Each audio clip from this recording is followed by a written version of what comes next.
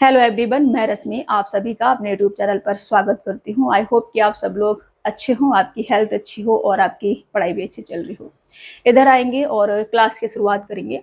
तो ये अपनी मैथ की सीरीज चल रही है जिसमें हम डेली का 35 क्वेश्चन सॉल्व कर रहे थे। अब देखो, थे का मतलब है कि ये सीरीज काफ़ी टाइम से बंद है बिकॉज मेरी तबीयत खराब हो गई थी। तो अब इसे रेगुलर चलाएंगे इसको जब तक एग्जाम होगा आरआरबी एनटीपीसी का, तब तक। ठीक है, तो आज इसमें 4th वाली क्लास है अपनी। तो चलिए क्लास की शुरुआत करते हैं। और अगर आप चैनल पर पहली बार आए हैं तो इसे सब्सक्राइब भी कर सकते हैं। अगर आपको सॉल्यूशन समझ में आते हैं हर एक क्वेश्चन का जो मैं क्वेश्चन करा रही हूँ, और ये क्वेश्चन आपके 2024 में जो एग्जाम हुए हैं उनके हैं, और कुछ क्वेश्चन में आरआरबी एनटीपीसी के भी इसमें ऐड कर रही हूँ जो मेरे को अच्छे मिल रहे हैं वो वाली। ठीक है, तो सभी क्वेश्चन आपसे सॉल्व होना बहुत जरूरी है। आप एक भी क्वेश्चन को छोड़ नहीं सकते हैं बिकॉज सभी क्वेश्चन रेलवे के हैं। ठीक है, तो चलिए इस क्वेश्चन को मैं पढ़ती हूँ फिर सॉल्व करती हूँ।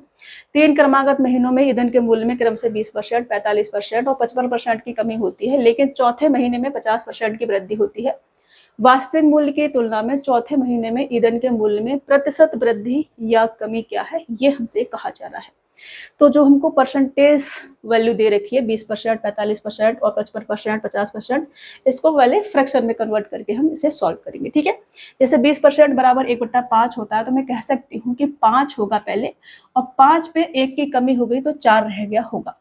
45% बराबर 9/20 होता है, तो 20 में से 9 की कमी हुई है तो 11 रह गया होगा। 55% बराबर 11/20 होता है, तो 20 में से 11 की कमी हुई है तो 9 रह गया होगा। और लास्ट में क्या हुआ है, 50% की वृद्धि। 50% बराबर 1/2 होता है, तो 2 से ये 3 हुआ होगा। ठीक है ना, वृद्धि हुई है। तो अब इसे हम सॉल्व करेंगे।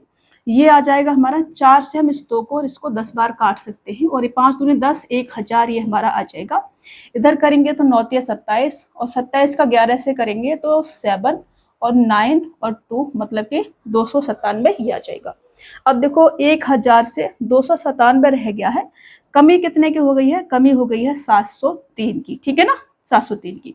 तो ये जो 703 है 1000 का कितना परसेंट आ जाएगा, 70.3%, और यही क्या होगा हमारा आंसर होगा। 70.3% की कमी होगी, और ऑप्शन ए आपका राइट आंसर हो जाएगा। अगर आप ऐसे डायरेक्ट नहीं कर पाते हैं तो आप ऐसे करें कि ये जो 703 है ये कितना परसेंट है किसका, 1000 का। बहुत दिन से क्लास नहीं हुई है ना, तो वो मतलब ले नहीं आ रही है पढ़ाने में।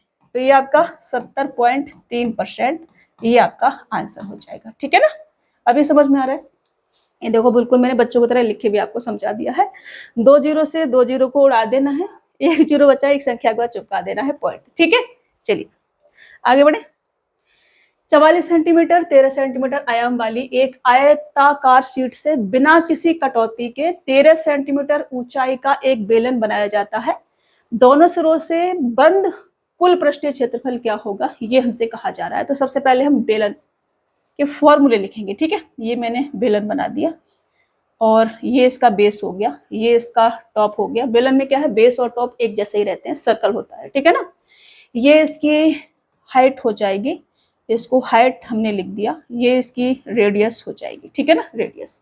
अब इसका जो वॉल्यूम होता है, वॉल्यूम होता है इसका पाई आर स्क्वायर एच। इसका C S A curve surface area या वक्र पृष्ठीय क्षेत्रफल बोलते हैं इसको। तो सी एस ए होता है 2 pi R H. T S A की बात करें, टोटल सरफेस एरिया, तो टोटल सरफेस एरिया होता है 2 पाई आर एच प्लस का 2 पाई आर स्क्वायर।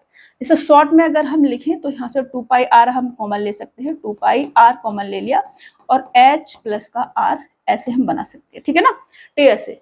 तो कुल पृष्ठीय क्षेत्रफल टी एस ए हमसे पूछा है। अब देखो 44 सेंटीमीटर और 13 सेंटीमीटर की आयताकार शीट थी जिसको मोड़ के मुझे क्या बनाना है, बेलन बनाना है। अब मैंने इस शीट को मोड़ के बेलन बनाया है, तो 13 सेंटीमीटर ऊंचाई रखनी है। मतलब ये जो 13 सेंटीमीटर है ऊंचाई हो जाएगी, तो 44 सेंटीमीटर क्या आ जाएगा, बेस का पेरीमीटर, मतलब कि सर्कमफेरेंस आ जाएगी। ठीक है ना, इसका जैसे मैंने एक ये बनाया बेलन, आप समझ रहे, ये मैंने बेलन बना दिया। अब 13 सेंटीमीटर ऊंचाई रखनी है, ये ऊंचाई हो गई हमारी 13 सेंटीमीटर की। ठीक है ना, ये ऊपर से भी ऐसे बंद कर देते हैं इसको। 13 सेंटीमीटर ऊंचाई हो गई। तो अब ये जो 44 सेंटीमीटर बचा है, ये वाला होगा हमारा, ये वाला जो है ना बेस, ये वाला ये आ जाएगा। तो ये होगा हमारा 2 पाई आर, क्या है, सर्कल की सर्कमफेरेंस परिधि। तो 2 पाई आर बराबर में क्या रख सकती हूँ, 44 सेंटीमीटर। तो यहाँ से आर बराबर कितना आ जाएगा, पाई की वैल्यू 22/7, 22 दूनी 44 से 44 जाएगा, और आर बराबर हमारा 7 आ जाएगा। ठीक है, अब आर बराबर 7 हमारे पास आ गया, तो रेडियस हमें मिली कितनी, 7। यहाँ से हम बना देंगे, ये हमारी क्या हो गई, रेडियस, और रेडियस कितनी आ गई, 7 सेंटीमीटर। 13 सेंटीमीटर क्या है, हाइट। मुझसे पूछा है टीएसए, टीएसए मतलब कि टोटल सरफेस एरिया। ये क्या होता है, 2 पाई आर ब्रैकेट में h प्लस का r। तो 2 पाई की वैल्यू 22/7, और 2 पाई आर कितना है, 7 इंटू h प्लस का r, 13 प्लस का 7 कितना हो जाएगा, 20। बस इसे सॉल्व कर देना है। तो यहाँ से 7 से 7 जाएगा, 44 और 44 दूनी 88। ये आपका जीरो चिपका देंगे एक, और ये आपका आंसर हो जाएगा। ऑप्शन सी क्या होगा आपका राइट आंसर हो जाएगा। समझ में आ रहा है। ये मैंने बेलन बनाया, इधर इसके फॉर्मूले लिखे, फिर मैंने आयताकार शीट थी हमारे पास, इसको हमने मोड़ा। मोड़ते समय ये 13 सेंटीमीटर हमें हाइट रखनी थी। अब 13 सेंटीमीटर हाइट रख दी, शीट को ऐसे हमने मोड़ा होगा ऐसे। तो ये जो इसकी, अब आयत में क्या होता है, लंबाई और चौड़ाई होती है। चौड़ाई हमारी हाइट हो गई, तो लंबाई क्या आ जाएगा, ये जो सर्कल है बेस है, इसका पेरीमीटर, लेकिन सर्कल में पेरीमीटर नहीं बोलते, सर्कमफेरेंस परिधि बोलते, तो परिधि हमने बोला इसको। ठीक है ना, समझ में आ रहे हैं ना। बस शब्दों में घूम नहीं जाना है। आप पेरीमीटर बोल लो, आप परिधि बोलो, सर्कल में परिधि बोलते हैं, परिमाप नहीं बोलते, इसलिए मैंने परिधि बोला या सर्कमफेरेंस बोला। ठीक है, इसे थोड़ा सा हटा के सही सा बना देती हूँ। कई बार पेन चला दिया ना तो खराब लग रहा है। अच्छा सा बन जाओ भाई एक बार क्योंकि ये इसकी रेडियस हो जाएगी। ठीक है, और ये इसकी क्या हो जाएगी, 2 पाई आर सर्कमफेरेंस, और इसके बराबर 44 सेंटीमीटर, आर 7 आ जाएगा, और इधर से इधर मिलाएंगे, ये भी इसकी रेडियस हो जाएगी। तो रेडियस 7 सेंटीमीटर। अभी ठीक है, इससे ज़्यादा नहीं जाना है अंदर। यदि एक घन का आयतन 1728 घन मीटर है, तो घन का कुल पृष्ठीय क्षेत्रफल वर्ग मीटर में ज्ञात कीजिए, ये हमसे कहा जा रहा है। तो सबसे पहले घन बनाएंगे और घन के फॉर्मूले याद करेंगे सबसे पहले। ठीक है ना, याद करने का मतलब है कि रिवाइज करेंगे, याद तो आपको है ही है, याद तो मैंने पहले ही आपको करा रखे हैं। अभी आपने सिर्फ मेरे साथ क्या करना है, रिवीजन करना है। ठीक है, इससे क्या होगा ना, फॉर्मूले सारे रिवाइज होते रहेंगे, एग्जाम में अगर आएगा तो दिमाग में रहेंगी चीजें। घन है तो सभी साइड कैसी होती हैं, इसकी इक्वल होती है, मतलब सभी को हम ए मान सकते हैं। लंबाई चौड़ाई ऊंचाई 3 डायमेंशनल फिगर होता है, इसमें लंबाई चौड़ाई और ऊंचाई होती है, सभी साइड क्या होती हैं, इक्वल होती हैं, तो हमने ए मान लिया है। अब इसके वॉल्यूम की अगर हम बात करें कि वॉल्यूम क्या होगा, तो वॉल्यूम होगा, वॉल्यूम का मतलब आयतन, वो होता है ए क्यू। अगर मैं इसके सी एस एल एस लिखेंगे, lateral surface area L S A. ठीक है ना, पार्श्व पृष्ठीय क्षेत्रफल, या फिर हम इसको चारों दीवारों का क्षेत्रफल भी बोल सकते हैं, और वो होता है इसका ए 4a²। ठीक है ना, 4a²।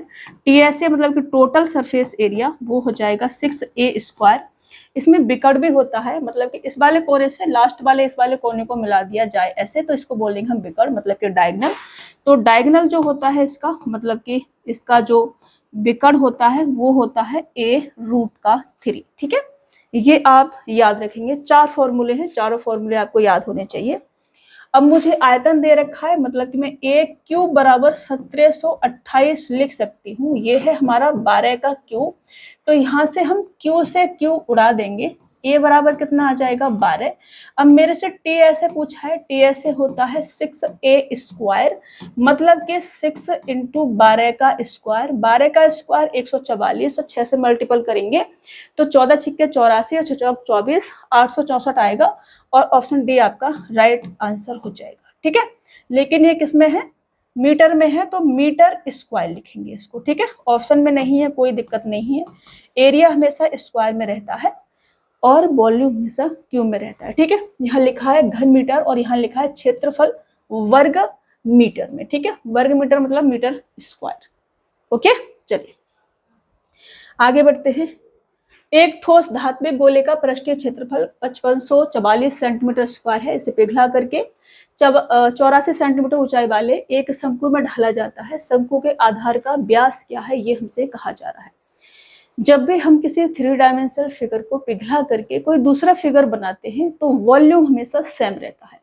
2D फिगर वाले में पेरीमीटर हमेशा सेम रहता है और 3D फिगर वाले में वॉल्यूम हमेशा सेम रहता है। ये लिख लेना आप, ठीक है ना, क्योंकि ऐसे क्वेश्चन कोई मिलेगा तो गलत करके मत आ जाना। अभी देखो गोला है तो गोले के फॉर्मूले पहले लिखेंगे। ये मैंने बनाया गोला, और क्या है शंकु, तो शंकु के फॉर्मूले भी साथ में लिख लेते हैं। एक बार रिवीजन करते हुए चलना है सब चीज का, ठीक है। ये शंकु हो गया, ये इसकी हाइट हो गई, ये इसकी रेडियस हो गई। इसमें केवल रेडियस होती है, ठीक है ना, इसमें क्या होता है, केवल रेडियस। तो इसके में अगर वॉल्यूम की बात करूं तो वॉल्यूम आ जाएगा 4/3 पाई आर क्यूब, ठीक है। इसका सी से कर्व सरफेस एरिया और टी से बराबर बराबर होता है और वो आ जाता है 4 पाई आर स्क्वायर।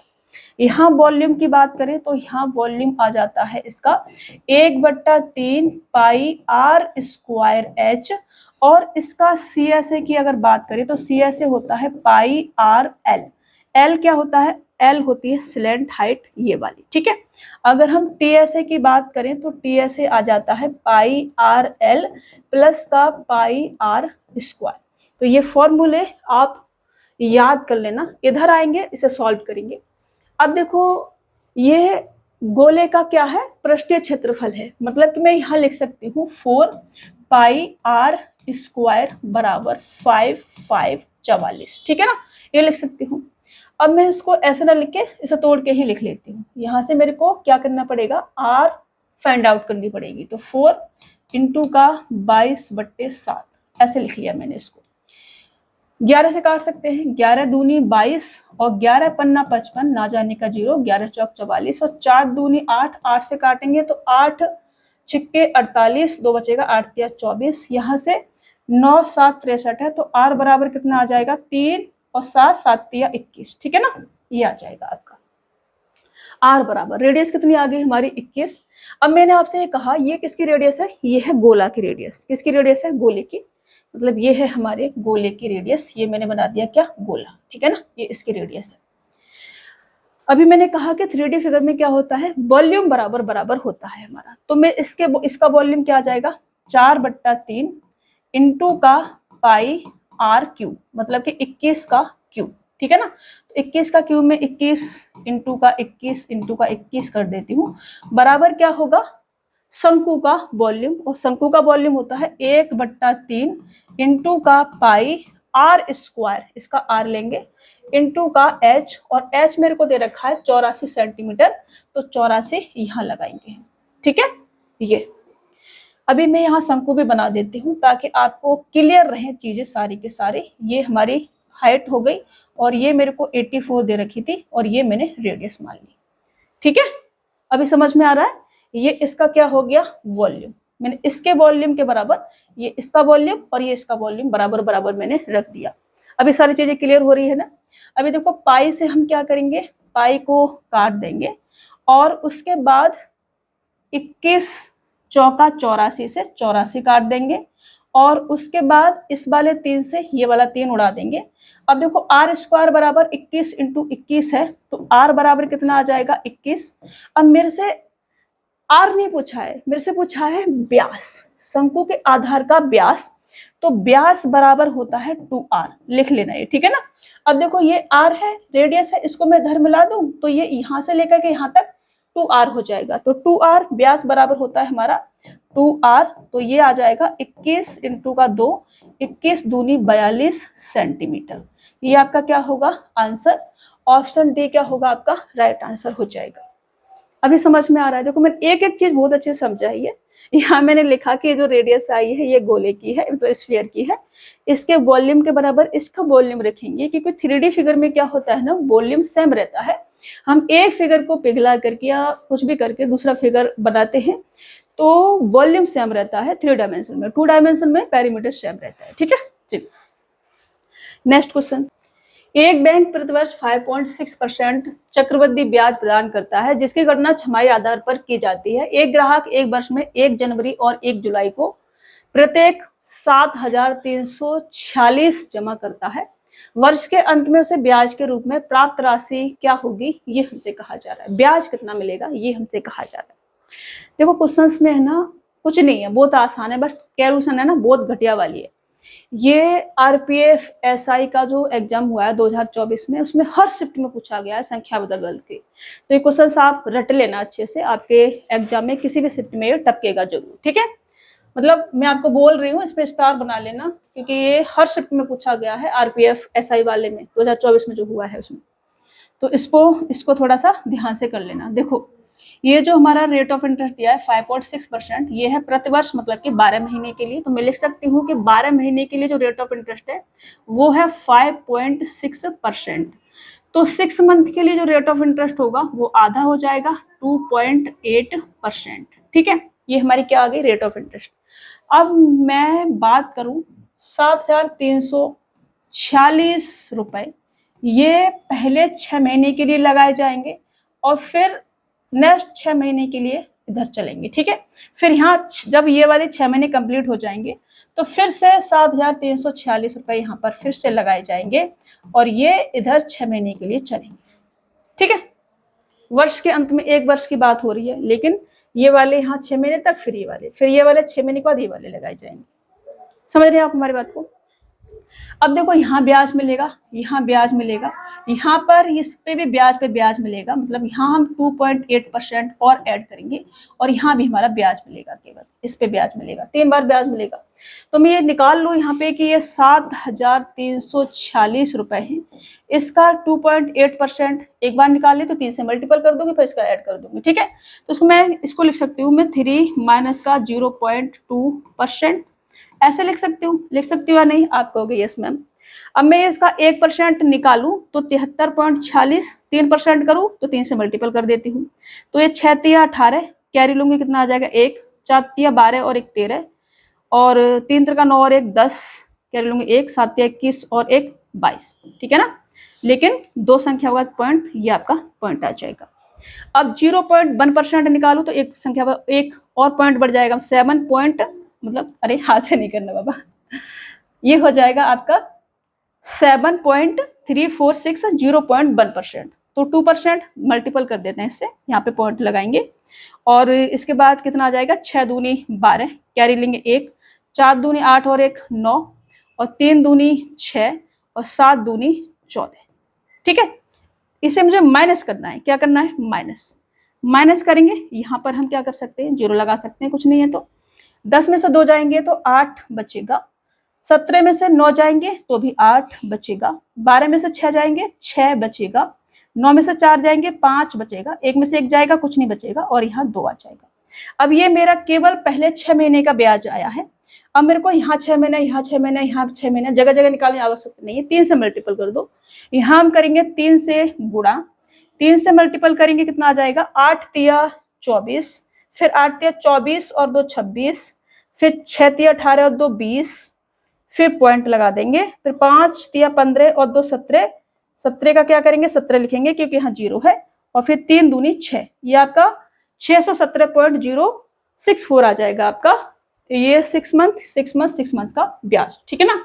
अब मुझे क्या करना है, यहाँ पे जो ब्याज मिला है उस पर भी ब्याज मुझे चाहिए, मतलब मुझे इसको यहाँ पे ले लेते हैं, और ये जो हमारा 617.064 है, इसमें मुझे ऐड करना है कितना।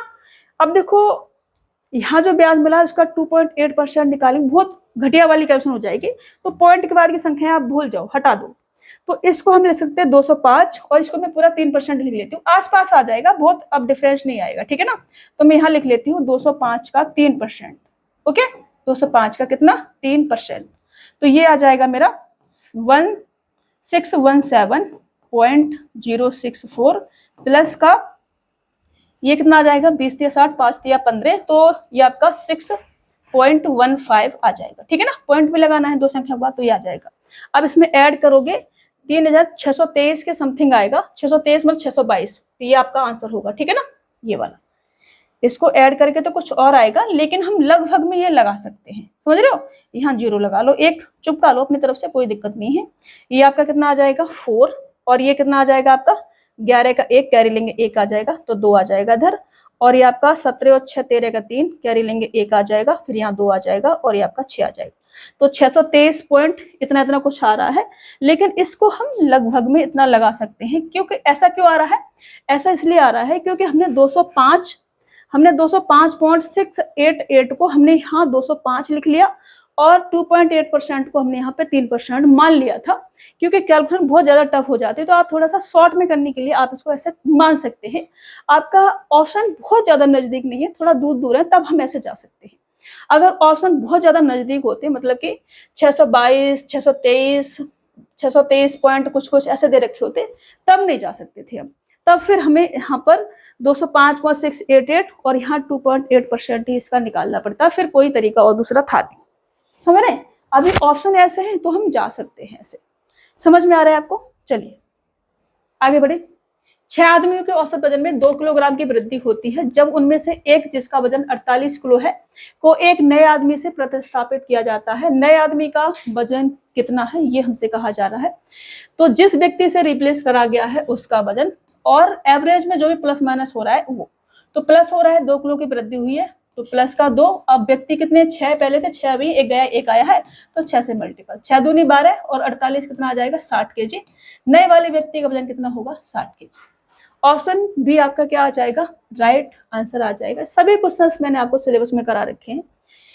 भिन्ने मेरे पास 8/8, 6/6, 26/39, 29/31 में से सबसे छोटी और सबसे बड़ी भिन्न का बीच का अंतर क्या होगा। अब देखो, इसको बनाओगे 1 बनेगी, इसको बनाओगे 1 बनेगी। इन दोनों में आपको इसको भी काट लो, 13 दूनी 26 और 13 तिया 39, और ये आपका कटेगा नहीं, इसको आप ऐसे ही लिख लो, ठीक है ना, ऐसे लिख लो। अब यहाँ पर आपको कुछ भी करने की जरूरत नहीं है, इसमें आपको बड़ा छोटा देखना है, तो क्रॉस मल्टीपल मैंने आपको सिखाया है बड़ा छोटे के लिए। इधर इसको थोड़ा सा नीचे ले लेते हैं, थोड़ा सा नीचे लेंगे, 1 और 1, और ये आपका 13 दूनी 26, 13 तिया 39, और ये आपका 29/31, ठीक है। अब यहाँ पे बड़ा छोटा करने की जरूरत नहीं है, यहाँ से इधर जाएंगे, यहाँ से इधर जाएंगे, इन दोनों में देखो बड़ा छोटा क्या है, तो 31 दूनी 62, और इधर करेंगे तो 3 दूनी 6 और 9 तिया 27, मतलब कि 87। अब बड़ा कौन सा है आपका, ये वाला बड़ा है इन दोनों में, ठीक है ना। लेकिन अभी ये क्या है, ये छोटा है ये बड़ा है, तो ये पॉइंट पॉइंट में आएंगे 0 पॉइंट कुछ कुछ, ठीक है ना। तो सबसे बड़ा 1 हो जाएगा, चाहे ये वाला ले लो ये वाला ले लो, 1 लिया मैंने। सबसे छोटा वाला कौन सा होगा, ये वाला सबसे छोटा वाला होगा। तो ये वाला क्या मतलब है कि 2/3, तो 2/3 लिखेंगे यहाँ पर। और ये कितना आ जाएगा, 3 1 3, 2 जाएगा तो 1/3, और ये आपका आंसर होगा डिफरेंस। समझ में आ रहा है, कर पाएंगे ऐसा कोई क्वेश्चन आएगा तो ऐसे ही करना है। देखो कंफ्यूज करने के लिए 8/6 और 8/8 और 6/6 लिख दिया है। अब आप कहेंगे इन दोनों में बड़ा सबसे कैसे पता करेंगे, सबसे बड़ा है ये। तो देखो एक यहाँ एक यहाँ, आपको यही करना ही पड़ेगा, कोई और चारा नहीं। चाहे ये वाला ले लो चाहे ये वाला ले लो, ठीक है ना, इसमें कंफ्यूज मत हो जाना ऐसे। चलो, एक आदमी एक वस्तु को पहले उसके अंकित मूल्य पर D% छूट देकर और फिर समान अंकित मूल्य पर रुपए में अतिरिक्त छूट देकर 420 में बेचता है।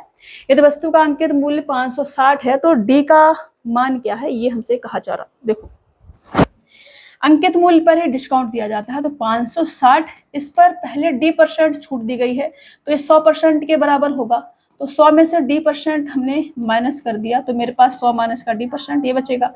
इसमें से रुपए में छूट दी गई है, तो मेरे पास 560 का D% रुपए में छूट दी गई है, ठीक है ना।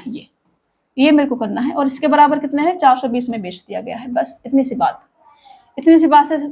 है, इसे सॉल्व करेंगे। 0 से 0 और इस 0 से ये वाला 0 चला जाएगा। ये आपका 5600 D आ जाएगा, 5600 और माइनस का 56 D आ जाएगा। माइनस का 56 D इधर भी आ जाएगा, और 10 कैरी इधर एलसीएम लेके इधर चला जाएगा, तो ये 4200 आ जाएगा, ठीक है। ये तो इधर आ जाएगा आपका 56 112 D, और इधर जाएगा तो 800 600 1400 D, तो 112 D बराबर माइनस से माइनस कट जाएगा, और इधर हमारे पास 800 और 600 1400 D, ठीक है ना। 1400 आ जाएगा, D नहीं, इसके बराबर हमें D बराबर तो चाहिए, तो D बराबर आ जाएगा हमारे पास 1400 बट्टे के 112, और 14 8 112 और 14 100/8 का मतलब होगा 12.5, तो 12.5% ये आपका डी आ जाएगा। ठीक है, ये आपका आंसर होगा। ये 1/8 बनेगा, 1/8 बराबर, यहाँ से तो काटेंगे इसको तो ये आपका इतना आ जाएगा। ठीक है, देखो 14 और 14 से 14 और ये इससे इसको काटोगे 12.5%। ठीक है, अभी समझ में आ रहा है। चलो नेक्स्ट ले, एक थोक व्यापारी 45,000 के माल की खरीद करता है। निर्माता 15% की व्यापारिक छूट और अतिरिक्त 10% की योजना छूट प्रदान करता है। दोनों छूट के बाद कुल मूल्य की गणना कीजिए। ये हमसे कहा जा रहा है, एकदम लल्लुएस टाइप का क्वेश्चन है, और ये लल्लुएस टाइप का क्वेश्चन आप गलत करके आ गए तो कूट देंगे हम आपको सच में। 15% छूट देंगे तो 85% बचेगा, ऐसे ऐसे इसको कर देना है, और 10% छूट देंगे तो 90% बचेगा। और इसको सॉल्व करेंगे, सॉल्व तो करना पड़ेगा हमको। देखो ये यहाँ से 3 जीरो से ये आपका सभी जीरो उड़ जाएंगे, 4 जीरो, और फिर इसका कर सकते हैं हम 9 पंजे 45, तोड़ लिया करो इसको, इसको कर सकते हैं हम 17 पंजू 85, और 9 में 81 और 55 25, ये आ जाएगा 81 इंटू 55 25 इंटू का कितना आ जाएगा 17। ठीक है ना, ये आ जाएगा। इसका मल्टीपल करना पड़ेगा हमको, 25 एकन 25 कैरी लेंगे 2, 25 अट्ठे 200 और 2 कितना होगा 202, इंटू का कितना करेंगे 17, 17 पंजो 85 कैरी लेंगे 8 आ जाएगा, 17 दूनी 34 और 8 कितना होगा 42 कैरी लेंगे कितना आ जाएगा 4 आ जाएगा, 4 का 4 लिखेंगे और 17 दूनी 34, 34,425 ये आपका आंसर होगा, 34,425। This is your answer. ठीक है, कैलकुलेशन होती है कुछ क्वेश्चंस में, कुछ भी नहीं होता है, एकदम ललुएस्ट होते हैं। जब 99 की पावर 99 प्लस 99 को 100 से विभाजित किया जाता है तो शेषफल क्या होगा, ये हमसे कहा जा रहा है। तो इसको मैं लिख सकती हूँ 100 माइनस के 1 की पावर 99। ठीक है ना, इसे डिवाइड करना है 100, और ये जो बचेगा इसको मुझे ऐसे कर लेना है। ठीक है ना, 100 से क्या करना है डिवाइड करना है। अब यहाँ से क्या होगा 100 की पावर 99 डिवाइड हो जाएगा, माइनस 1 की पावर 99 बचेगी हमारे पास, तो माइनस 1 की पावर क्या है ऑड है, तो माइनस में ही रहेगा, और ये 99 है, तो माइनस का 1 प्लस का 99 बराबर कितना आ जाएगा 98। ये हमारा क्या बचेगा रिमाइंडर बचेगा। ठीक है ना, क्या होगा रिमाइंडर 98, ऑप्शन डी क्या होगा आपका राइट आंसर हो जाएगा। समझ पा रहे हैं, इसको हम ऐसे लिखेंगे, पूरा इसको इधर ले जाएंगे और प्लस का 99 ऐसे लिखेंगे। समझ गए, क्योंकि पूरे को डिवाइड करना है हमें 100 से। आगे बढ़े, नेक्स्ट क्वेश्चन ले। एक वर्ष के पहले 3 महीनों में मानव की औसत मासिक आय 7,520 थी। इसमें भी एकदम कैलकुलेशन है, एकदम लल्लुएस्ट क्वेश्चन है सच में, सिर्फ कैलकुलेशन है। अप्रैल में उसकी आय पहले 3 महीनों की औसत आय से 75% अधिक थी। यदि पूरे वर्ष में उसकी औसत मासिक आय 62,334 है तो मई से दिसंबर तक मानव की औसत मासिक आय कितनी थी, ये हमसे कहा जा रहा है। देखो पहले 3 महीने के लिए जो औसत मासिक आय है, पहले 12 महीने से स्टार्ट करते हैं, पूरे 12 महीने के लिए औसत आय कितनी है 62, 3 और 34, तो सम कितना आ जाएगा 12 चौक 48, 4 कैरी आ जाएगा, 12 तिया 36 और 4 कितना होगा 40, 12 तिया 36 4 कितना होगा 40, 12 दूनी 24 और 4 कितना होगा 28, 12 छिक्के 72, 72 और 2 कितना होगा आपका 74। ये सम आ गया पूरे 12 महीने की आय का। ठीक है ना, अब हमसे कहा जा रहा है कि पहले 3 महीने में जो एवरेज है वो है 7,520, तो सम कितना आ जाएगा 0, 3 दूनी 6, 5 तिया 15 कैरी लेंगे 1, 7 तिया 21 और 1 कितना होगा 22। ठीक है, अब एक महीना जो अप्रैल वाला मंथ है उसमें जो आय है वो औसत आय से, पहले 3 महीने की औसत आय से 75% अधिक है, मतलब इससे 75% क्या है अधिक है। 75% बराबर क्या होता है 3/4, तो मैं ये कह सकती हूँ कि 4 की वैल्यू है तो 7 की वैल्यू मुझे चाहिए। ठीक है ना, मैं ये कह सकती हूँ 3/4, मतलब 4 पे 3 की वृद्धि हो रही है तो 7/4, और 4 की वैल्यू कितनी दे रखी है मेरे को 7520, कितना गुना है इसका 4 एकन 4 और 3 बचेगा 4 8 32, 4 8 32, ये 1880 गुना है।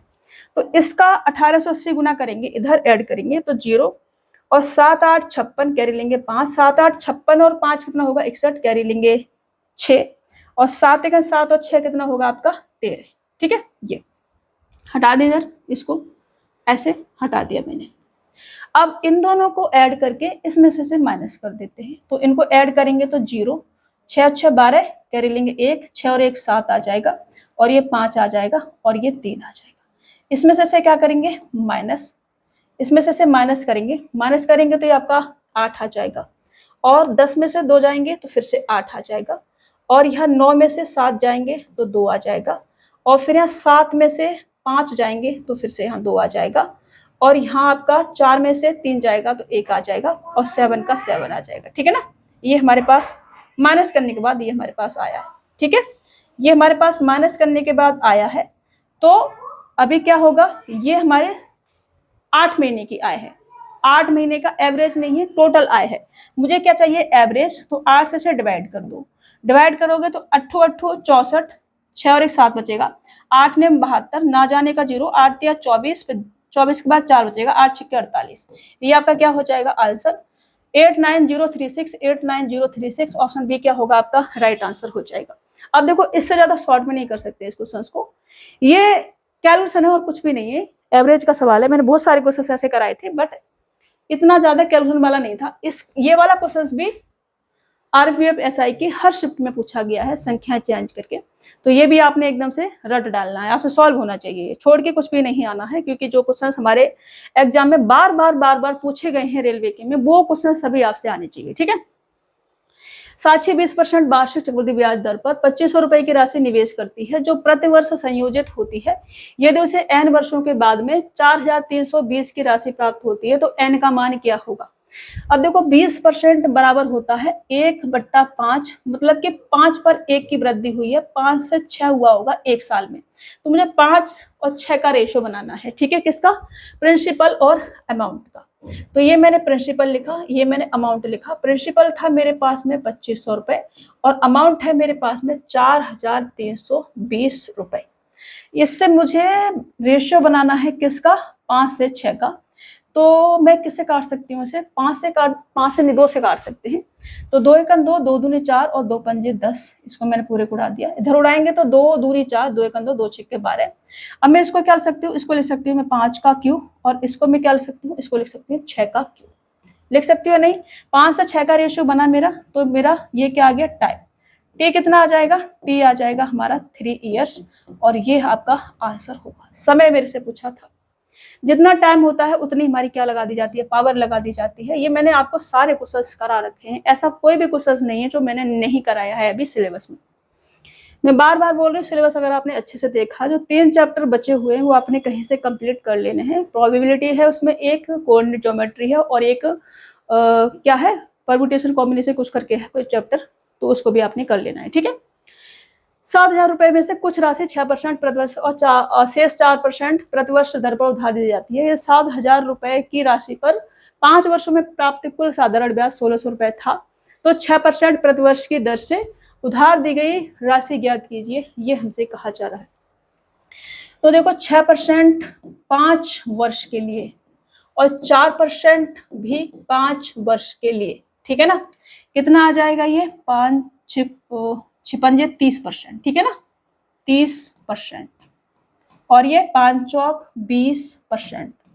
5 वर्ष के लिए है ना, 6% और 4%, और 7,000 रुपए की राशि पर 5 वर्षों में कुल साधारण ब्याज इतना है, तो 5 वर्षों। ठीक है ना, ये हो गया। अब देखो, इसका मैं 7,000 का रुपए में चेंज कर देती हूँ, 6% प्रतिवर्ष की दर से मेरे से पूछा है, एलिगेशन लगा देते हैं। तो 1600 रुपए टोटल ब्याज हमको मिला हुआ है, तो 7 या 2100 रुपए यहाँ मिला होगा। अगर मैं ये मान लेती हूँ कि टोटल मैंने 30% पे ही लगाया है पूरा का पूरा, तो 2100 मिलता। अगर मैं मान लूँ कि सारे का सारे में 4% पे ही लगाया है, तो 7 दूनी 1400 यहाँ मिलता मेरे को। समझ रहे हो, एलिगेशन से सॉल्व कर सकते हैं इसको। यहाँ लगाएंगे एलिगेशन, तो इसमें से माइनस करेंगे, कितना आ जाएगा 200। रेशियो लेंगे, इसमें से माइनस करेंगे तो कितना आ जाएगा 500। ठीक है, ये आ जाएगा। अब डबल जीरो से क्या करेंगे, डबल जीरो उड़ा देंगे, 2 5 का रेशियो हमारा बनेगा, 2 5 में 7, 7 से ये जाएगा, तो यहाँ पर आ जाएंगे हमारा कितना 2000 रुपए, और यहाँ आ जाएंगे हमारे कितना 5000 रुपए। ठीक है, अब हमसे क्या पूछा है, हमसे पूछा है 6% प्रतिवर्ष पर 6% प्रतिवर्ष की दर से उधार दी गई राशि कितनी थी। तो 6% प्रतिवर्ष की दर से 2000 रुपए उधार दिए गए थे, 2000 रुपए। ऑप्शन ए आपका क्या हो जाएगा, राइट आंसर हो जाएगा। समझ में आ रहा है, ऐसे आप इसको एलिगेशन से कर सकते हैं, अच्छा तरीका है। और क्या करना आपने, आगे बढ़े। चलिए नेक्स्ट क्वेश्चन, बिजली के बल्बों की एक खेप में 4% बल्ब टूट गए थे और शेष में से 25% खराब पाए गए थे। यदि टूटे हुए और खराब बल्बों की कुल संख्या 112 है तो खेप में बल्बों की कुल संख्या ज्ञात कीजिए। मैं मान लेती हूँ कि अपने आप में कोई चीज 100% होती है तो मैं 100x मान ली, ठीक है ना। अब इसमें से 4% टूट गए तो 96x बचे होंगे, ठीक है, ये बचे होंगे। अब 96x में से 25% खराब हो गए हैं, ठीक है ना, 25%। तो इसका 25% माइनस करेंगे 1/4, 1/4 माइनस करेंगे, इसमें से कितना आ जाएगा, 4 दूनी 8 और 4 चौक 16, ठीक है ना, ये आ जाएगा। ये टूटे हुए और खराब बल्ब मतलब कि 4 दूनी 8 और 4 चौक 16, ये आपका, इसका 25% मेरे को निकालना है इसका, ठीक है ना, इसका 25%, 25%, तो ये 24 आ जाएगा, ठीक है, ये आ गया हमारा। इसका 4% ये मैंने निकाला, यहाँ पे इसका 4% निकाल देती हूँ, ऐसे कर देती हूँ तो समझ में आएगा आपको अच्छे से। हटो भाई, ऐसे नहीं करना, ऐसे नहीं करना बाबा। तो इसका मुझे 4% चाहिए। अब मैं ये परसेंट वाला साइन मेरे को हटाना पड़ेगा क्योंकि मैंने नीचे 100 लिख दिया, हटाया इसको मैंने, तो ये कितना आ जाएगा हमारे पास में, 4x आ जाएगा, ठीक है। ये मेरे पास में 96x बचा हुआ था, इसको ऐसे कर देते हैं। इसका 25% कितना आ गया, ये मेरे पास में, ये इधर आ गया हमारा 24x, ठीक है। दोनों को ऐड किया, कितना आ गया, 28x।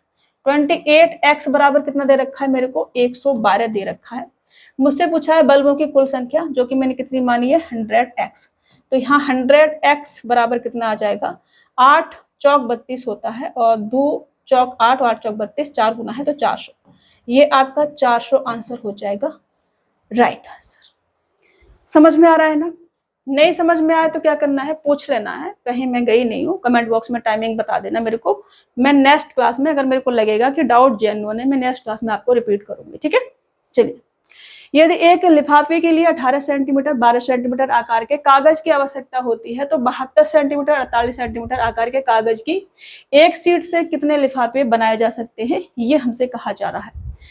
तो 72 सेंटीमीटर और 48 सेंटीमीटर, एक बनाने में 18 सेंटीमीटर और 12 सेंटीमीटर लगता है, तो इससे हम भाग कर देंगे, इसको यहाँ से डिवाइड करेंगे तो 18 चौक 72 और 12 चौक 48 और 4 चौक 16 लिफाफे बनाए जा सकते हैं।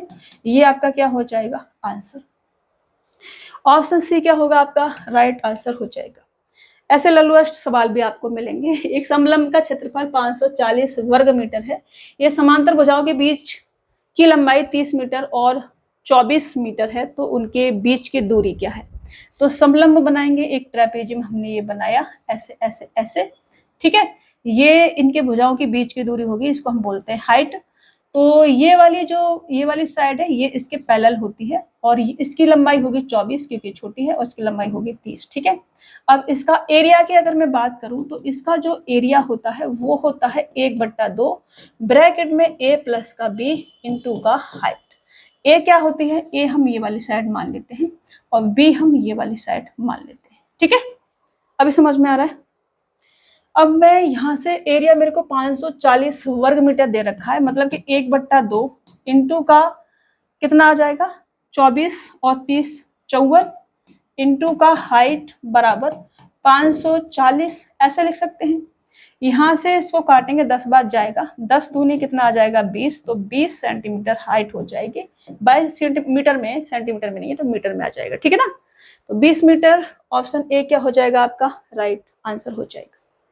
समझ में आ रहा है। देखो मैं, गर्मी लग रही है पर सच में बहुत ज्यादा गर्मी हो भी रही है।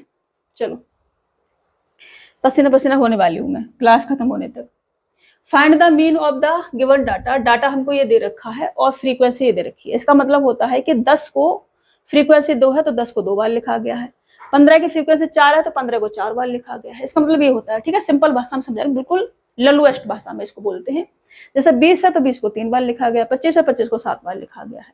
तो सम अगर हम करें तो यहाँ पे कितना आ जाएगा, 10 दूनी 20 और रेड से लिखेंगे हम, यहाँ आ जाएगा 20, यहाँ आ जाएगा 15 चौका 60, यहाँ आ जाएगा फिर 20 दिया 60, यहाँ आ जाएगा 25 सत्ते 175, यहाँ आ जाएगा 6 18, एक जीरो चिपका देंगे, 4 12, एक जीरो चिपका देंगे, और यहाँ 45 पंजे 225, ये आपका हो जाएगा। ठीक है, अब मेरे से मीन पूछा है। मीन, मीन क्या होता है?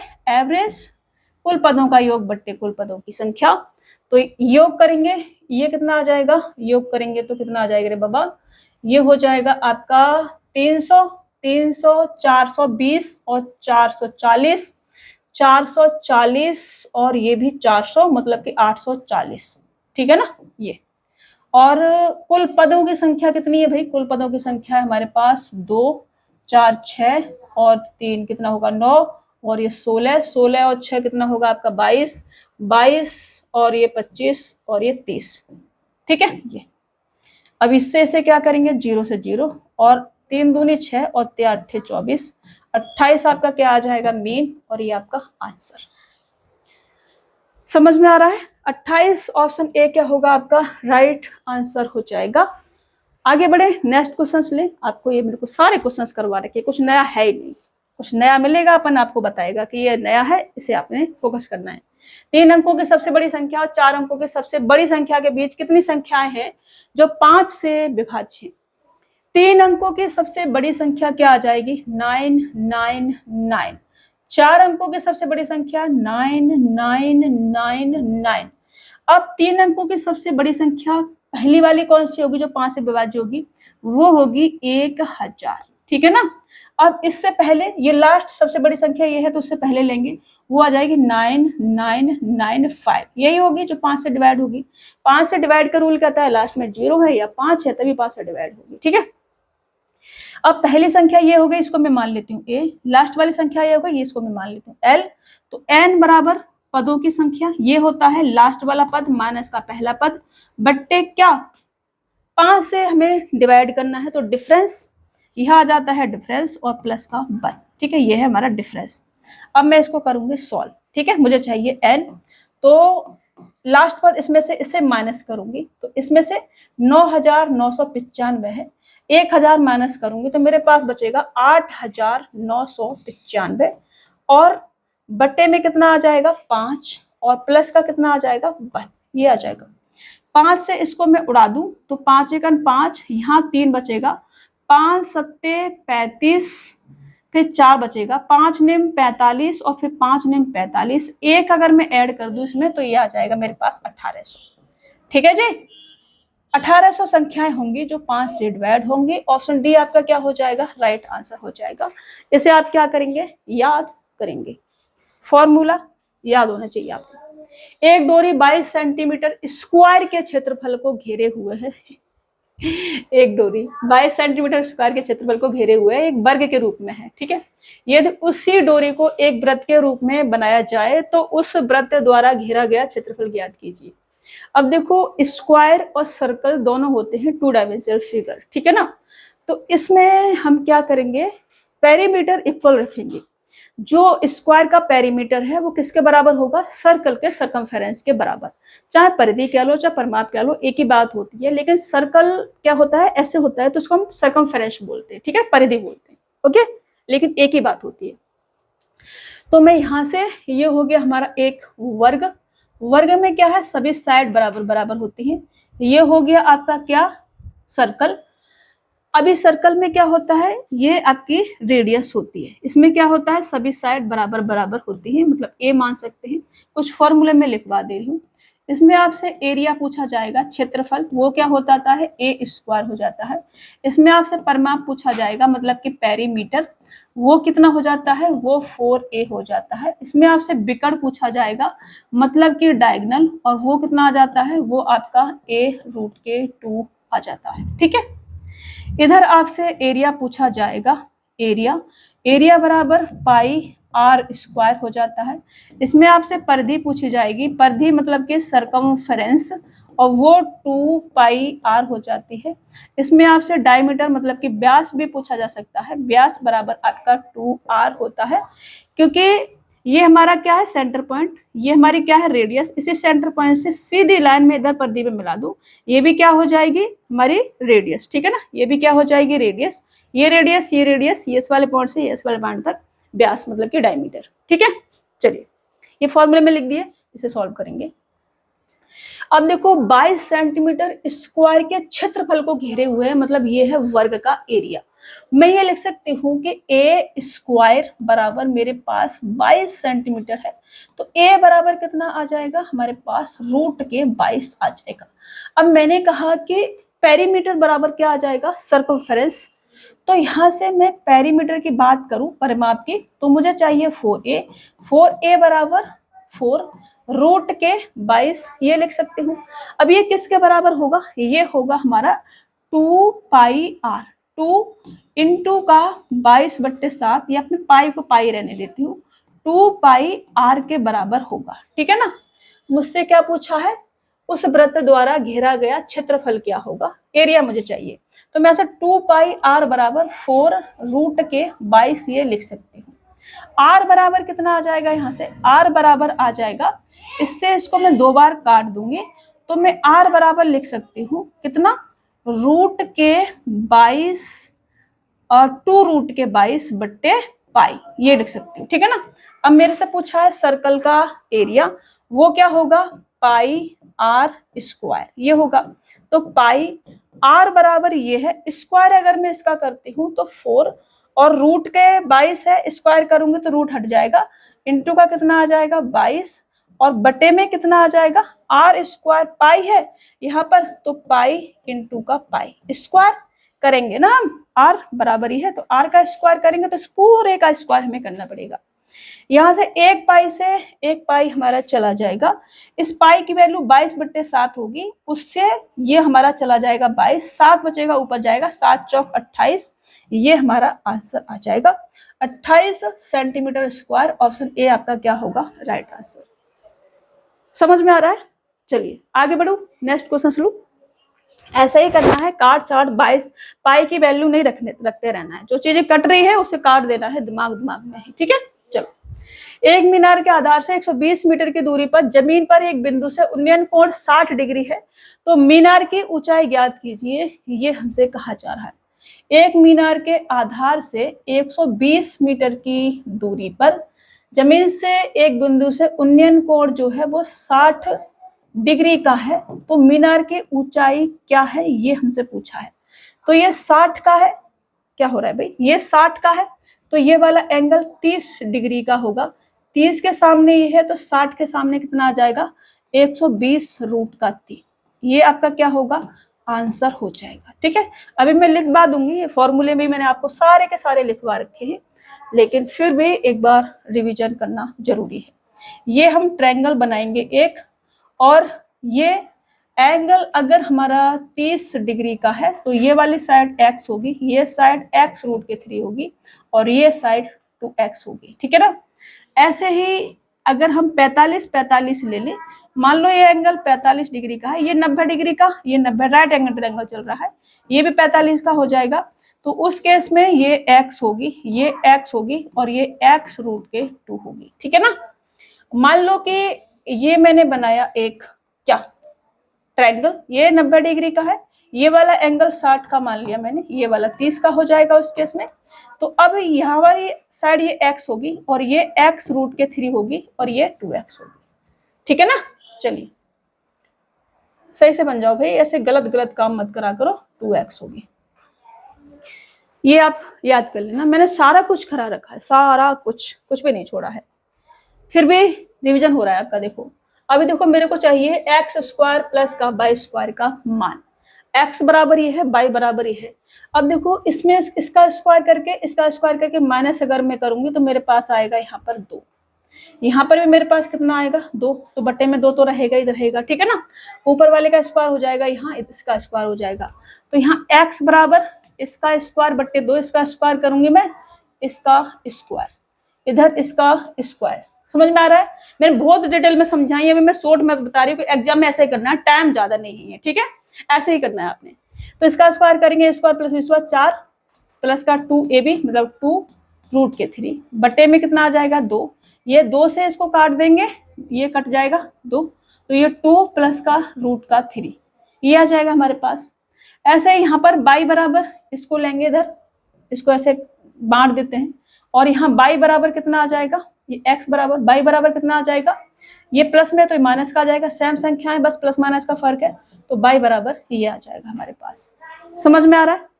अभी देखो ये है x square plus y square, तो मैं इसको कह सकती हूँ कि a प्लस बी का square plus a minus B का स्क्वायर, ठीक है ना। इसको ये a प्लस बी और ये a माइनस के b है, तो मेरे को x का स्क्वायर करना तो a प्लस बी का square plus a minus B का स्क्वायर, यही है।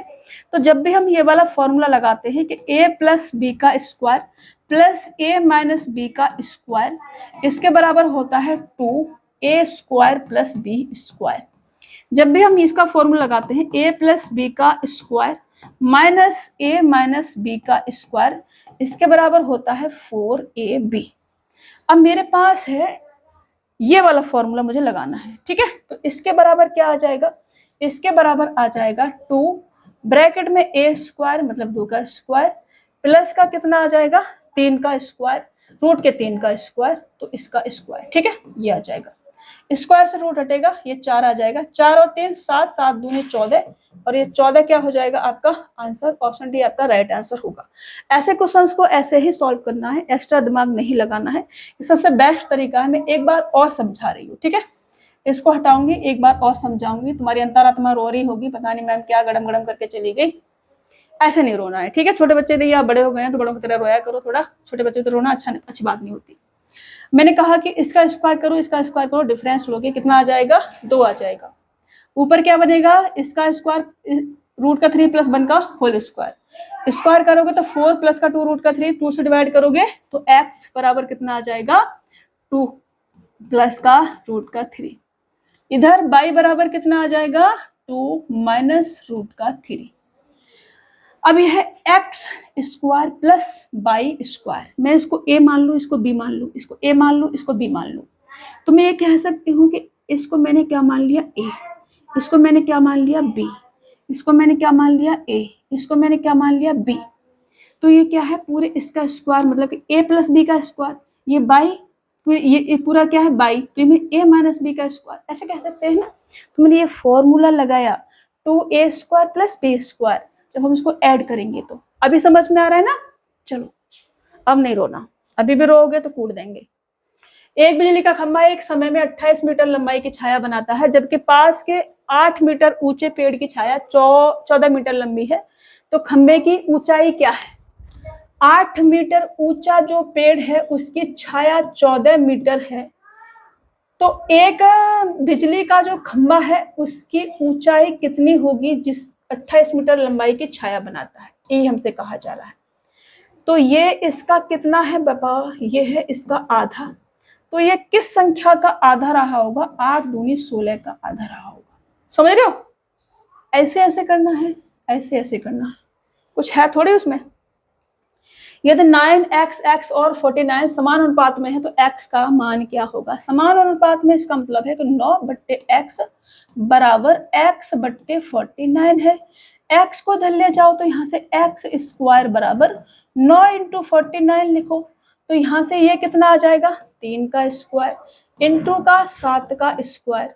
अब 7 से 7 ये स्क्वायर से स्क्वायर उड़ा दो, x बराबर कितना आ जाएगा 7 या 21। बात खत्म, पैसा हजम, दिस इज आंसर। 7 या 21, ऑप्शन ए क्या होगा आपका राइट आंसर। ऐसे उड़ा देना है एकदम, आवाज नहीं बेटा। P और Q का मान ज्ञात कीजिए जब P x³ plus x square minus के 2x माइनस के q x माइनस 1 और x प्लस 1 से पूर्णतः विभाज्य है।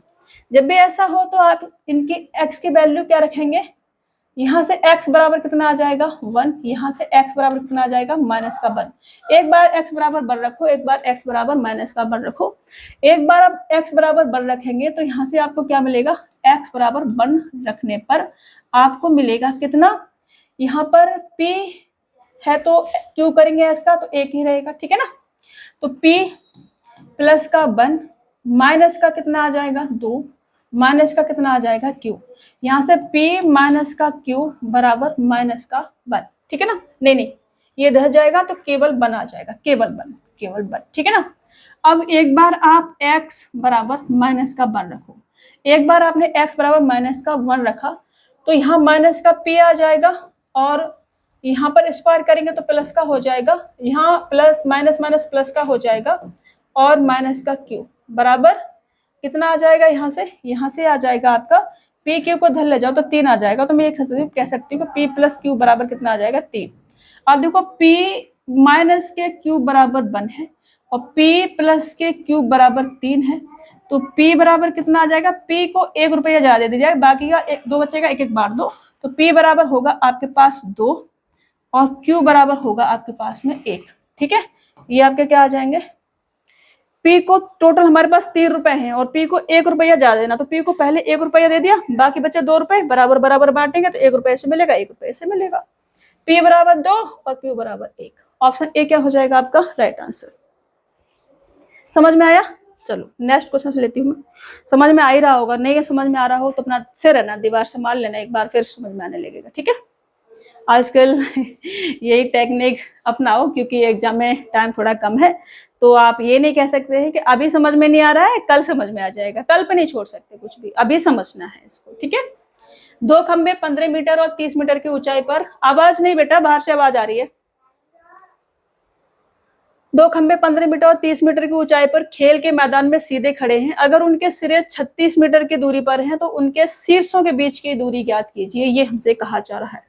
2 खंबे हैं, एक 15 मीटर का और एक 30 मीटर का। ठीक है, मैंने बना दिया, और ये वाली जो डिस्टेंस है ये है इनके बीच की 36 मीटर और ये 15 मीटर का है और ये 30 मीटर का है, तो ये 36 मीटर है, मैं यहाँ से ऐसे मिला दूं तो ये भी 36 मीटर हो जाएगी, ये 15 मीटर है तो बाकी का इधर भी 15 मीटर बचेगा, और ये वाली डिस्टेंस मेरे से पूछिए। ठीक है, अब देखो ये 15 है, 36 है, तो आप रेशियो, अगर आपको ट्रिपलेट नहीं याद है तो आप रेशियो ले लिया करो, 3 से काटो इसको, 15 5 15, 3 से काटो इसको, 3 निकल 36 ही था ना, 36 ही था, तो 3 दूनी 6, 12 आ जाएगा, 5 और 12 का 13 का बनता है। अब देखो 3 से काटा है तो 3 से इधर मल्टीपल कर दो, 3 से काटा है तो 3 से मल्टीपल करो, 13 39, तो 39 ही आ जाएगा, शुरू की दूरी 39। ऑप्शन ए क्या हो जाएगा आपका राइट आंसर। ठीक है ना, चलिए, बाहर से आवाज आ रही है, दोबारा नहीं बोलूंगी मैं, क्लास ले रही, थोड़ा शोर मत करो। 2 ट्रेनें दिल्ली और पटना से चलना शुरू करती हैं और क्रमशः पटना और दिल्ली की ओर जाती हैं, एक दूसरे को पार करने के बाद वे क्रमशः 4 घंटे 48 मिनट और 3 घंटे 20 मिनट में पटना और दिल्ली पहुंचती हैं। दिल्ली से चलने वाली ट्रेन 45 किलोमीटर प्रति घंटे की गति से चल रही है, तो दूसरी ट्रेन की गति ज्ञात करें, ये मेरे से कहा जा रहा है। तो इसमें क्या होता है, इसमें होता है आपका स्पीड 1 बट्टे स्पीड 2 बराबर अंडर रूट का T2 बट्टे T1। ठीक है ना, ये आपने फॉर्मूला याद कर लेना है। अब देखो स्पीड, दिल्ली से चलने वाली ट्रेन मतलब पहली ट्रेन मतलब S1 अगर हमारे पास में कितना है 45 है। ठीक है, S1 अगर 45 है, मेरे को चाहिए S2, तो मेरे को टाइम 2 इसमें रखना है ऊपर, टाइम 2 3 घंटे 20 मिनट को 20 या 60, 3 का 9 और 1 10 बट्टा 3, तो इसको हम लिखेंगे 10 बट्टा 3 बटे में 4 घंटे 48 मिनट, 12 चौक 48, 12 5 60, 5 चौक 20 और 4 24, 24 बट्टे 5। ठीक है, अब देखो ये 3 नीचे आ जाएगा, 5 उधर जाएगा, तो 50, 24 या 72, मतलब कि मैं इसे क्या लिख सकती हूँ, रूट के 50 को 25 और 72 को 36 2 से काट के ऐसे लिख सकते हैं। लिख सकते हैं या नहीं, आप कहोगे यस मैम लिख सकते हैं। अब इसको ऐसे लिख सकते हैं, तो यहाँ से मैं लिख सकती हूँ 45 बट्टे S2, रूट से बाहर निकलेगा तो ये 5 बट्टे 6। अब यहाँ से 5 का ये कितना गुना है, 9 गुना है, तो इधर भी कितना करेंगे 9 गुना करेंगे, 9 छिक्के 54, ये वाली स्पीड आपकी आ जाएगी S2। ठीक है ना, 54 ऑप्शन ए क्या होगा आपका राइट आंसर हो जाएगा। ऐसे कर लेना है बाबा, कुछ थोड़ी करना है, थोड़ा सा दिमाग लगाना, ये सारे करा रखे मैंने। 85 रुपए प्रति मीटर की दर से 11,025 वर्ग मीटर क्षेत्रफल वाले एक वर्गाकार भूखंड पर बाढ़ लगाने का व्यय ज्ञात कीजिए, हमसे कहा जा रहा है। अब देखो 11,025 वर्ग मीटर क्षेत्रफल क्या है, वर्गाकार मतलब कि स्क्वायर, तो मैं यहाँ से अभी देखो स्क्वायर के बारे में सारी चीजें मैंने बताई है, तो ए स्क्वायर बराबर 11,025, ये क्या है, ये है आपका 105 का क्या स्क्वायर, कैसे पता कर लिया मैंने, 5 का 25 और ये क्या 10 × 11 एक ऐड करके। ठीक है, तो यहाँ से क्या होगा, स्क्वायर से स्क्वायर उड़ाएंगे, ए बराबर कितना आ जाएगा 105, ये क्या आ गया साइड।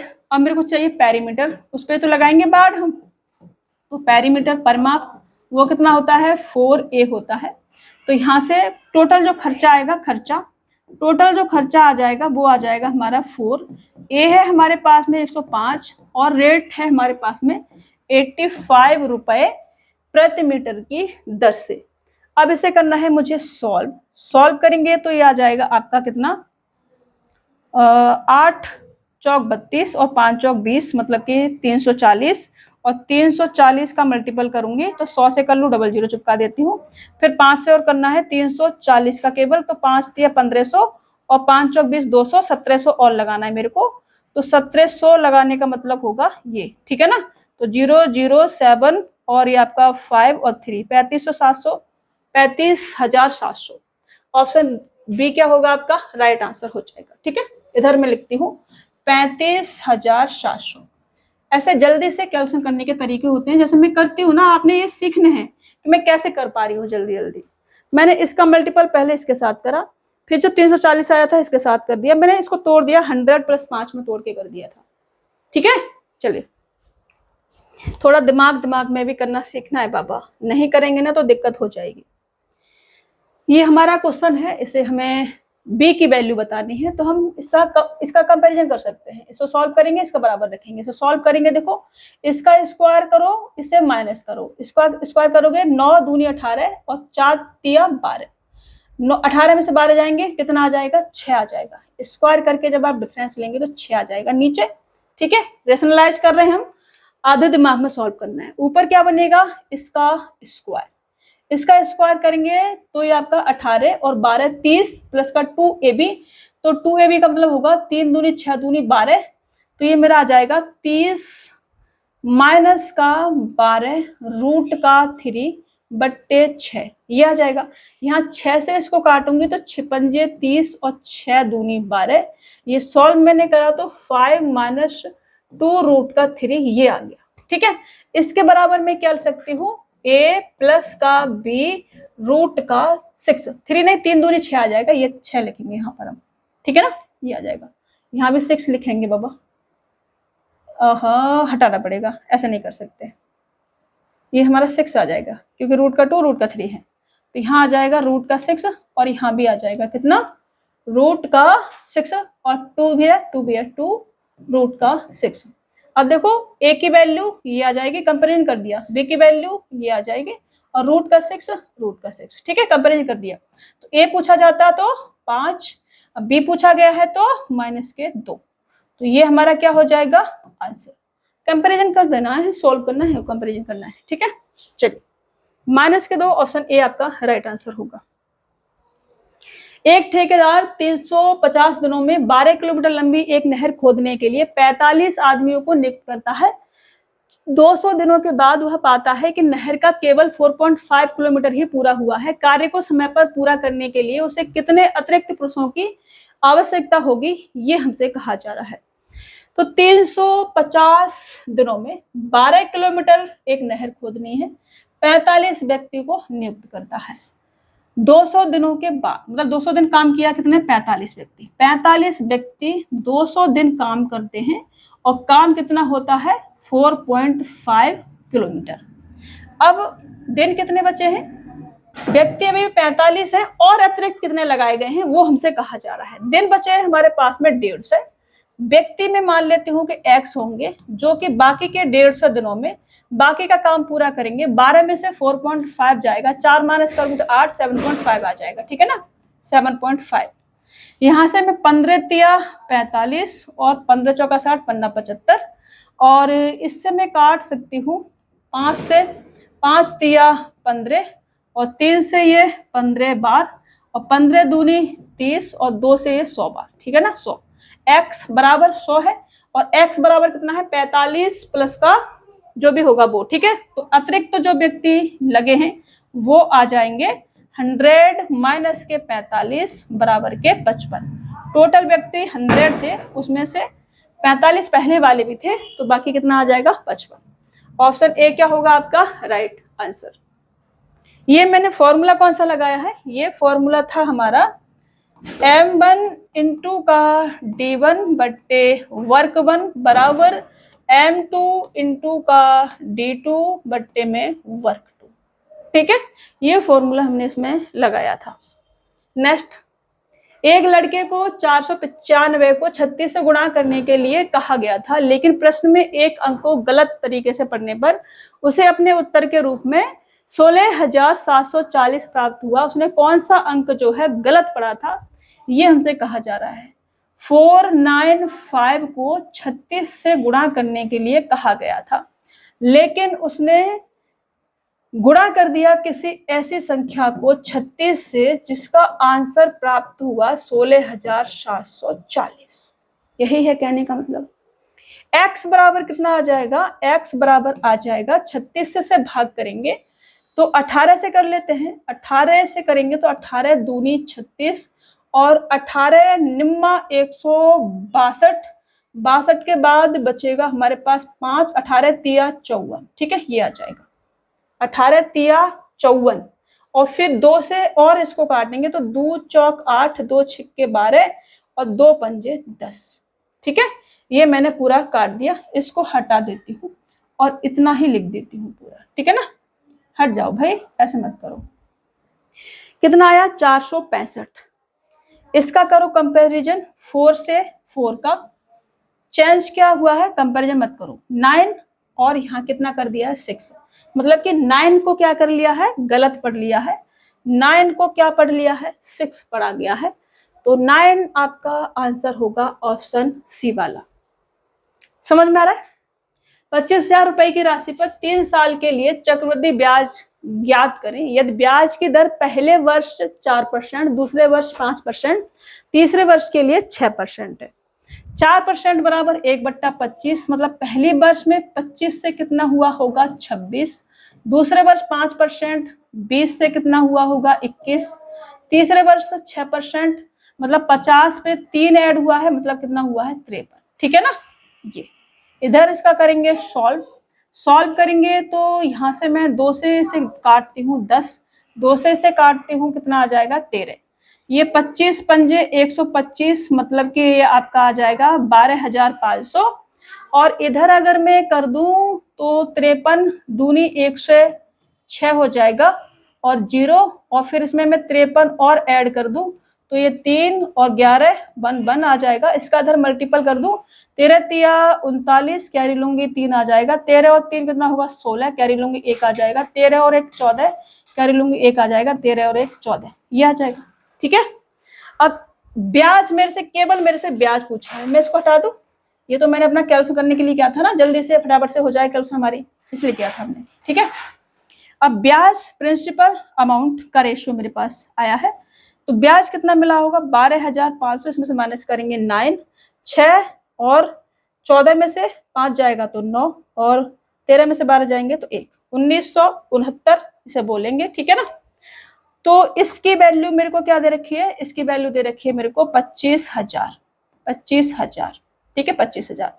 कितना गुना है इसका, ये 2 गुना है, तो इधर भी कितना आ जाएगा 2 गुना आ जाएगा, 19 दूनी 3800 के आसपास आएगा, 3938 ये आपका आंसर होगा, ठीक है ना, ये वाला 3938, दिस इज योर आंसर, और ये आपका राइट आंसर हो जाएगा 3938। नेक्स्ट, इसमें मेरे को m का मान बताना है, तो सिंपलीफाई करना है, m का मान बताएंगे। देखो बेस क्या है, सभी जगह बराबर बराबर है, बेस सबसे हटा दो, मल्टीपल में पावर ऐड हो जाती है, तो -8 बराबर -3m प्लस का 1 इधर आएगा तो -3m बराबर -9 हो जाएगा, माइनस से माइनस हटेंगे और m बराबर कितना आ जाएगा 3 त्रिका 9, तो 3 आ जाएगा, ये आपका क्या होगा आंसर। m बराबर कितना आ जाएगा 3, बट प्लस का माइनस का भी दे रखा है, ध्यान से आप चुपका के आना, अपना आंसर प्लस वाला होगा, ठीक है। एक क्वेश्चन गलत होने का मतलब होता है आप बहुत सारे बच्चों से, बहुत सारा मतलब हजारों बच्चों से धड़ाम से नीचे आ जाना, और वैकेंसी हजारों में है, लाखों में नहीं है, ये बात ध्यान रखना, ठीक है। तो एक भी क्वेश्चन गलत करके नहीं आना है अपन को। चलिए भाई कुछ क्वेश्चन और हैं, सॉल्व कराते हैं। एक व्यक्ति 1350 रुपए में 2 मेज खरीदता है, वह एक को 6% की हानि पर, दूसरे को 7.5% के लाभ पर बेचता है। पूरे सौदे में न हानि होती है न लाभ होता है, दोनों मेजों का क्रय मूल्य क्या है। एलिगेशन लगाएंगे, 6% के लॉस पर बेचा है, दूसरी को 7.5% के प्रॉफिट पर बेचा है। ना लॉस हुआ है ना हानि, मतलब ना लॉस हुआ है ना प्रॉफिट, और जीरो हो गया है, मतलब कि लॉस है ना प्रॉफिट है तो जीरो। ठीक है, अब इसमें से क्या करेंगे, इसमें से माइनस करेंगे तो 7.5 ही आ जाएगा, इसमें से माइनस करेंगे, माइनस माइनस प्लस मतलब कि 6 आ जाएगा। पॉइंट हटाएंगे या जीरो चिपकाएंगे, रेशियो लेंगे 15 चौका 60, 15 75 और ये 15 चौका 60। ठीक है, अब इसको मुझे बांटना है, अंतर मेरे से पूछा है तो अंतर कितना आ जाएगा, 1 का आ जाएगा। इधर में अगर लूँ तो 9, और 9 की वैल्यू मेरे पास है 1300 कितना 50। ये इसका कितना गुना है, तो आप कहेंगे 9 का 9, 9 5 45, 150 गुना है, तो इसका भी कितना आ जाएगा 150 गुना, 1 की वैल्यू 150 हो जाएगी। ये आपका आंसर हो जाएगा। ऑप्शन सी क्या होगा आपका राइट आंसर। समझ में नहीं आए मेरे को टाइमिंग मेंशन कर देना कमेंट बॉक्स में, मैं नेक्स्ट क्लास में आपको रिपीट करा दूंगी। यदि किसी निश्चित राशि पर दूसरे वर्ष अर्जित ब्याज 6,787 रुपए है और ब्याज दर 10% प्रतिवर्ष वार्षिक रूप से चक्रवृद्धि है, तो वह राशि क्या है, ये हमसे कहा जा रहा है। अब देखो 10% प्रतिवर्ष चक्रवृद्धि दूसरे वर्ष का, ये केवल दूसरे वर्ष का ब्याज है, तो मैं प्रिंसिपल को 100 रुपए मान लू, रेट ऑफ इंटरेस्ट मेरे को 10% दे रखा है, तो पहले साल जो ब्याज मिलेगा और दूसरे साल जो ब्याज मिलेगा, पहले साल ब्याज मिलेगा इसका केवल 10%, मतलब 10% 10 रुपए, दूसरे साल 10 रुपए तो मिलेगा, इसका भी 10% और मिलेगा बाबा। ठीक है, तो मतलब 1 रुपया और मिलेगा, टोटल 11 रुपए हो जाएंगे। इस 11 की वैल्यू दूसरे वर्ष का ब्याज 6787 मेरे को दे रखा है। तो हमसे पूछा है राशि, राशि अपने आप में 100 है, तो 100 की वैल्यू कितनी आ जाएगी, ये इसका कितना गुना है, तो आप कहेंगे 11 छिक्के 66, फिर एक बचेगा 11 एक 11, 11 7 77, तो 617 और 2 जीरो और चिपका देंगे, ये आपका क्या हो जाएगा आंसर। ये 6 है, 6 बाबा, ठीक है ना, 617 2 जीरो और चिपका देंगे, ऑप्शन बी आपका राइट आंसर हो जाएगा। दिया गया है कि दो समरूप त्रिभुजों, त्रिभुज एबीसी और त्रिभुज डीईएफ के परिमाप क्रमशः 24 सेंटीमीटर 9 सेंटीमीटर है तथा डीई 3 सेंटीमीटर है, तो एबीसी और डीईएफ के क्षेत्रफलों के बीच का अनुपात क्या है। समरूप का मतलब है कि छोटे बड़े हो सकते हैं, बट देखने में एक जैसे होंगे। ठीक है ना, जैसे कि मैं 2 ट्रायंगल अगर बना दूं, जैसे कि मैंने एक ट्रायंगल ये वाला बना दिया और मैंने एक ट्रायंगल ये वाला बना दिया, अब है तो दोनों ट्रायंगल देखने में क्या है, छोटे बड़े हैं। ठीक है, इसको मैंने मान लिया ए बी सी और इसको मैंने मान लिया पी क्यू आर, ये मैंने मान लिया। ठीक है ना, अभी क्या है, ये सिमिलर है, सिमिलर, ये क्या है सिमिलर है, तो मैं यहाँ ऐसे लिखूंगी कि ये जो त्रिभुज है ए बी सी, ये क्या है, ये सिमिलर है किसके, पी क्यू आर के, ऐसे हम इसे लिखेंगे। ऐसे नहीं करेंगे कि यहाँ मैंने ए बी सी लिखा है और यहाँ मैं पी आर क्यू लिख दे रही हूँ, क्यू आर पी कर दे रही हूँ, ऐसे उठपड़ा काम नहीं करने हैं आपने। ठीक है, तरीके से करने हैं। अब इसमें अगर पेरीमीटर पूछा जाए, क्या पूछा जाए, पेरीमीटर मतलब कि परिमाप। ठीक है, तो पेरीमीटर क्या चलेगा, साइड का रेशियो, हाइट का भी ले सकते हैं, मीडियन का भी ले सकते हैं, कुछ भी ले सकते हैं। मतलब मैं यहाँ से पेरीमीटर की बात करूं तो ये ए बी बट्टे पी क्यू बराबर बी सी बट्टे क्यू आर बराबर सी ए बट्टे आर पी बराबर हाइट 1 बट्टे हाइट 2 बराबर मीडियन 1 बट्टे मीडियन 2, ऐसे हम कर सकते हैं। ठीक है ना, हाइट मीडियन जो भी है, ठीक है, एंगल बाइसेक्टर वगैरह सब कुछ भी आ जाएगा, सब इसमें बराबर बराबर लिख देंगे। अगर हम क्या था एरिया, अगर हम एरिया की बात करेंगे तो एरिया रेडियस भी लिख सकते हैं, इसका जो इन सर्कल बनेगा उसकी रेडियस भी लिख सकते हैं, ऐसे भी कर सकते हैं। ठीक है ना, इसके रेशियो में ही चलेगा सब कुछ, बट ऐसे नहीं करेंगे, यहीं तक छोड़ेंगे। एरिया की बात करें तो एरिया चलेगा स्क्वायर में, ए बी बट्टे पी क्यू का स्क्वायर बराबर बी सी बट्टे क्यू आर का स्क्वायर बराबर सी ए बट्टे आर पी का स्क्वायर बराबर h1 बट्टे h2 का स्क्वायर बराबर मीडियन बट्टे मीडियन 2 का स्क्वायर। ये फॉर्मूले आपको पता होने चाहिए, पता नहीं है तो घपला हो जाएगा बाबा, पता कर लेना। ठीक है, अब देखो एक त्रिभुज है एबीसी, ये मैंने बनाया एबीसी, और एक त्रिभुज है कौन सा D E F, A B और सी, और डी ई और ये एफ हो गया आपका। और परिमाप इसका है 24 सेंटीमीटर और इसका है 9 सेंटीमीटर, और डीई 3 सेंटीमीटर है। डीई ये वाली साइड 3 सेंटीमीटर है। तो हमसे कहा जा रहा है क्षेत्रफल एबीसी और डीईएफ के क्षेत्रफल क्या होगा। तो परिमाप ये 3 गुना है, तो इसकी जो साइड होगी कौन सी वाली, AB, वो कितनी आ जाएगी 8। ये इसका 3 गुना, किसका 3 गुना है 8 का, तो 8 आ गई। अब मैं एरिया की बात करूं तो एरिया कितना आ जाएगा 8/3 का होल स्क्वायर, मतलब कि 8 64 बट्टे 3 त्रिका 9। तो ये 64 और 9 ऑप्शन सी क्या हो जाएगा आपका राइट आंसर। समझ में आ गया। अभी देखो ये आपका लास्ट क्वेश्चन था आज का और मैंने सॉल्व करा दिया है उसे। तो मैं उम्मीद करती हूँ कि आज की क्लास आपको समझ में आई होगी अच्छे से। सभी क्वेश्चंस रेलवे के हैं और सभी क्वेश्चंस 2024 के और आरआरबी एनटीपीसी के जो पिछले एग्जाम हुए उसके हैं, ठीक है ना। तो एक भी क्वेश्चंस ऐसा ना हो कि आपसे नहीं सॉल्व हो रहा है, आपने छोड़ दिया। छोड़ने का मतलब है कि आप बहुत पीछे हैं, छूटना नहीं चाहिए। कोई क्वेश्चन समझ में नहीं आ रहा है, पूछना है उसे कमेंट बॉक्स में, टाइम मेंशन कर देना, मैं आपको नेक्स्ट क्लास में समझा दूंगी। क्लास अब डेली होंगी बिकॉज तबीयत मेरी ठीक है। तो चलिए मुलाकात होगी आपसे नेक्स्ट क्लास में, तब तक के लिए अपने ख्याल रखना, स्वस्थ रहना, मस्त रहना और खूब सारा मन लगा के पढ़ते रहना, ठीक है।